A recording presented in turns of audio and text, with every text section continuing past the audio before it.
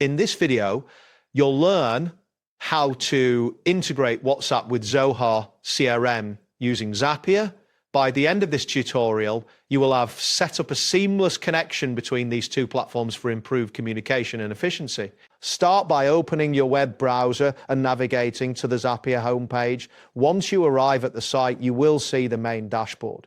If you are not signed in, you will need to enter your credentials. If you do not have an account, consider creating one as it is necessary for the integration process. Next, locate the Zaps option on the left-hand menu. Clicking this will take you to the page where you can create new workflows. Here you will see any existing Zaps you've created, along with options to manage them. After that, in the search bar at the top, type in Zoho CRM to WhatsApp. The results should display relevant templates for this integration. Select the appropriate option that matches your requirement to proceed with setting up the connection. Once this appears, click on the button labeled Start Building.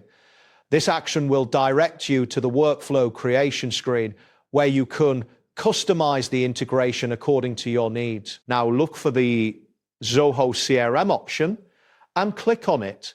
This selection will bring up a list of actions related to Zoho CRM that you can utilize in your workflow. Following this, you will see an option for trigger event.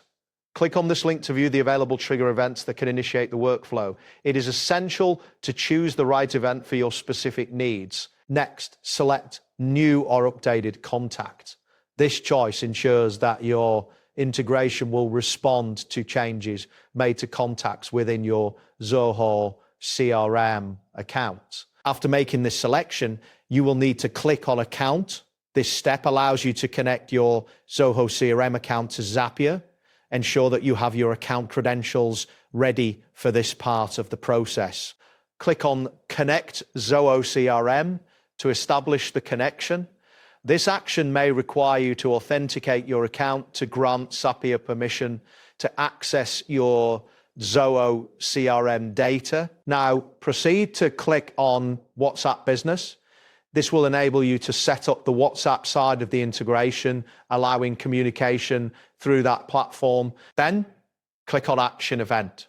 This will display the actions available for WhatsApp, which will allow you to define what should happen when the trigger from Zoho CRM occurs. Select Send Freeform Message. This action will allow you to send custom messages through WhatsApp based on the triggers set in Zoho CRM. After that, you will need to click on Account again.